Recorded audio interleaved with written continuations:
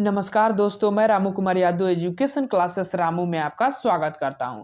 दोस्तों, आज का हमारा वीडियो मनोविज्ञान प्रैक्टिस सेट दूसरा यानी कि साइको का जो प्रैक्टिस सेट है वो हमारा दूसरा। इससे पहले मैंने साइको का प्रैक्टिस सेट 1 अपलोड कर चुका था।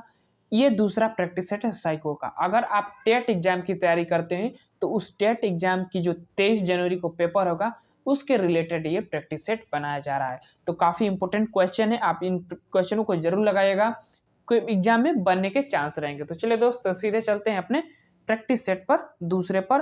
प्रश्न नंबर पहला कह रहा है कि विकास एक सतत एवं धीमी प्रक्रिया है। ये परिभाषा किसकी है? काफी इंपोर्टेंट परिभाषा है और ये काफी बार पूछी जाती है। तो ये परिभाषा जो है स्किनर महोदय की है। ऑप्शन नंबर ए वाला विकल्प इसका सही हो जाएगा।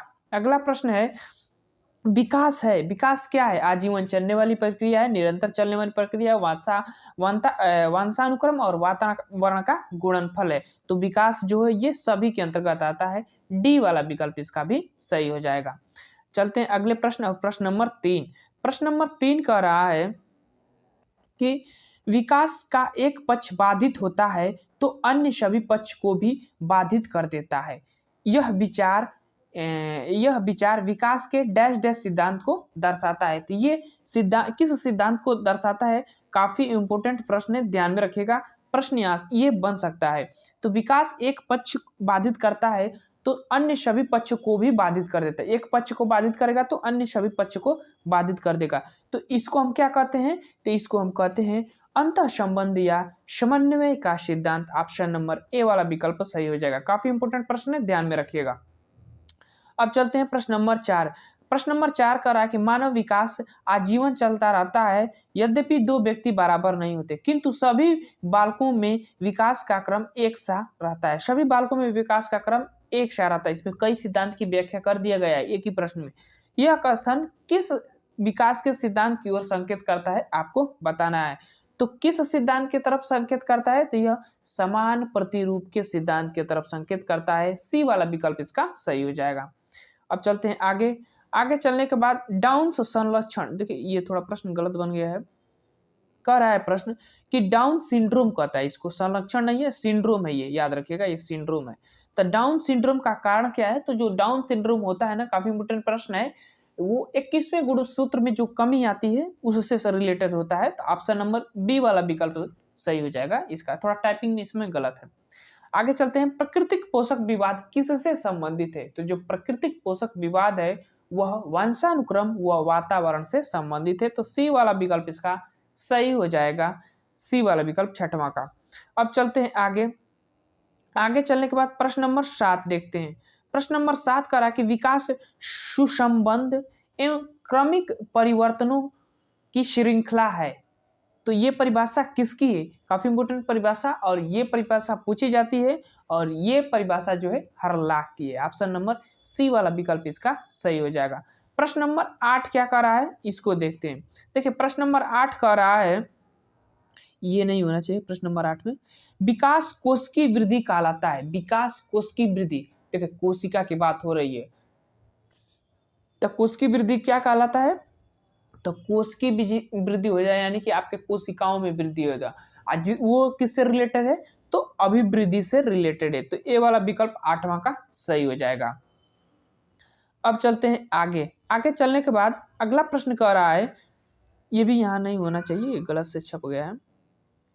विकासात्मक कार्य का संप्रत्यय सर्वप्रथम दिया था। तो विकासात्मक कार्य का संप्रत्यय सर्वप्रथम किसने दिया था? तो ये जो संप्रत्यय है ना, ये रॉबर्ट होविन्स हार्टर्स ने दिया था। ए वाला विकल्प इसका सही हो जाएगा। आगे चलते हैं। अगला प्रश्न है कि हरलाख के अनुसार विकास से होने वाले मुख्य परिवर्तन क्या हैं? तो देखिए ये सभी परिवर्तन इसके अंतर्गत आ जाते हैं। सी वाला विकल्प 11 का सही हो जाएगा। अब चलते हैं प्रश्न नंबर 12। प्रश्न नंबर 12 कह रहा है कि प्रजापति नहीं, प्रजाति है, ये प्रजापति नहीं है, प्रजाति है, याद रखिएगा, प्रजाति भी विकास को प्रभावित करती है। प्रजाति भी विकास को प्रभावित करती है, ये कथन किसका है आपको बताना है। तो प्रजाति भी विकास को प्रभावित करती है, ये जो कथन की अगर हम बात करें तो इसके अंतर्गत कार्ल पियर्सन और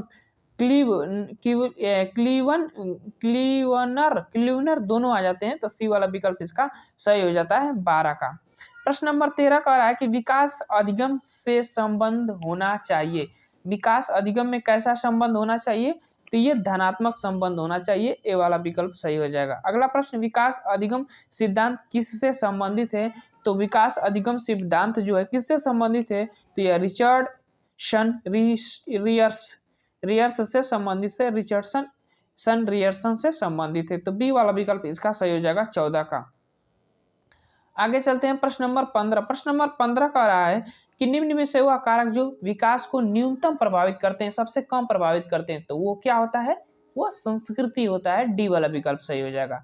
16 प्रश्न, लंबाई चौड़ाई भार का बढ़ना है। लंबाई चौड़ाई भार का बढ़ना यानी लंबाई बढ़ रही है, चौड़ाई बढ़ रही है, तो वो किसके अंतर्गत आता है? तो शरीर में तो बढ़ रही है, कोशिका में तो बढ़ रही है, तो वो अभिवृद्धि के अंतर्गत आ जाता है।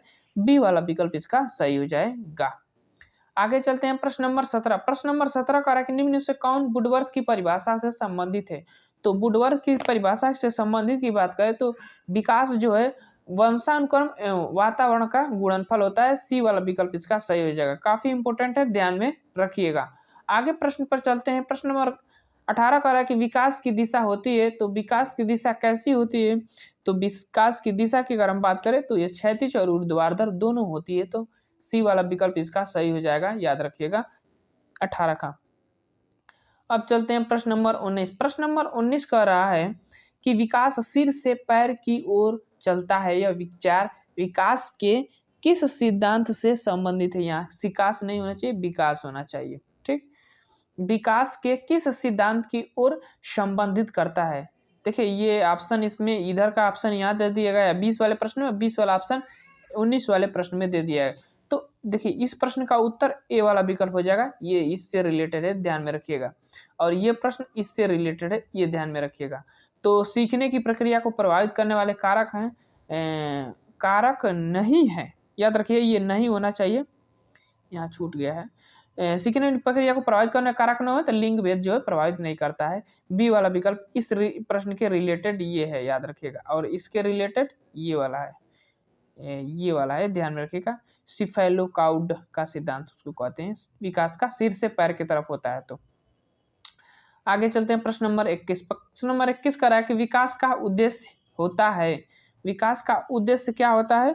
तो विकास का उद्देश्य होता है परिपक्वता को प्राप्त कर लेना, सी वाला विकल्प इसका सही हो जाएगा 21 का। आगे चलते हैं अगले प्रश्न। विकास जिस स्थान से आगे बढ़ता है फिर वापस उसी स्थान पर न आ पाना, उसको हम क्या कहते हैं? तो अविलोमीयता कहा जाता है। काफी इंपोर्टेंट प्रश्न है, अविलोमीयता यानी कि पहले वाली स्थिति पर दोबारा वापस न आ पाना, भूल जाना, उसी को अविलोमीयता कहते हैं। सी बी वाला विकल्प सही हो जाएगा इसका। आगे चलते हैं, देखिए फिर आगे वाला प्रश्न, सिफेलोकाउडस डैश भाषा का संबंध है, ये किस भाषा का शब्द जो है संबंध है? तो ये जो है लैटिन भाषा के अंतर्गत आता है, सी वाला विकल्प सही हो जाएगा। अभिवृद्धि व विकास एक दूसरे के क्या हैं? अभिवृद्धि और विकास जो है एक दूसरे के क्या हैं? तो पूरक और आश्रित दोनों हैं, तो सी वाला विकल्प इसका सही हो जाएगा। अब चलते हैं आगे। आगे चलने के बाद निम्न में से कौन अधिकारी ग्रंथि है? अधिकारी ग्रंथि कौन सी ग्रंथि है?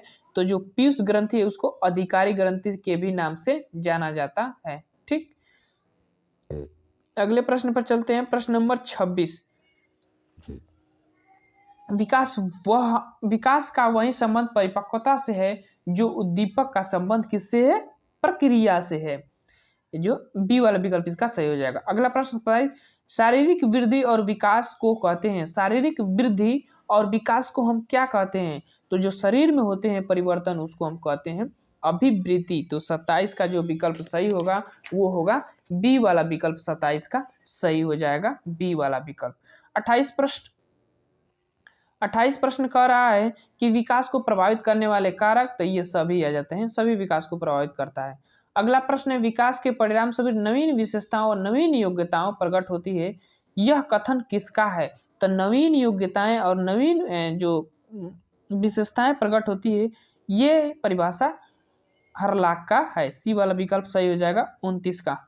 अब चलते हैं अगले प्रश्न, प्रश्न नंबर 30। प्रश्न नंबर 30 कह रहा है कि निम्न में से कौन सा शारीरिक विकास का एक प्रमुख नियम है। शारीरिक विकास का एक प्रमुख नियम है तो वो कौन है, तो वो द्रुतगामी विकास का नियम। बी वाला जो विकल्प सही हो जाएगा। अब चलते हैं प्रश्न नंबर 31। प्रश्न नंबर 31 कह रहा कि विकास शब्द में डैश डैश निहित है। तो विकास शब्द में क्या निहित है, तो विकास शब्द में जो है केवल संरचनात्मक बदलाव, केवल प्रतीकात्मक बदलाव, ये दोनों सम्मिलित है। तो सी वाला विकल्प 31 का सही हो जाएगा। अब चलते हैं प्रश्न नंबर 32। निम्न में से कौन सा सिद्धांत यह मत स्पष्ट करता है कि बच्चे अपनी वृद्धि विकास हेतु कठोर परिश्रम करते हैं। ये परिभाषा किसने कहा है कि बच्चे अपनी वृद्धि विकास हेतु कठोर परिश्रम करते हैं, ये बात किसने कहा है, तो ये बात जो है मैस्लो ने कहा है। अब्राहम मैस्लो पदानुक्रमिक सिद्धांत में इस बात को बताया है। ठीक, एक चरणबद्ध तरीके से एक बालक का विकास होता है जो उसको प्रभावित करता है। अब अगले प्रश्न और प्रश्न नंबर 33। प्रश्न नंबर 33 कह रहा है कि मानव विकास क्षेत्र में विभाजित किया गया है। तो मानव विकास क्षेत्र में कैसे विभाजित किया गया है, तो पहले शारीरिक विकास होता है, फिर संज्ञानात्मक विकास, फिर संवेगात्मक विकास, फिर सामाजिक विकास। तो बी वाला विकल्प इसका सही हो जाएगा। आगे प्रश्न नंबर 34 और प्रश्न नंबर 34 कह रहा है कि मानसिक विकास को प्रभावित करने वाले कारक कौन कौन हैं।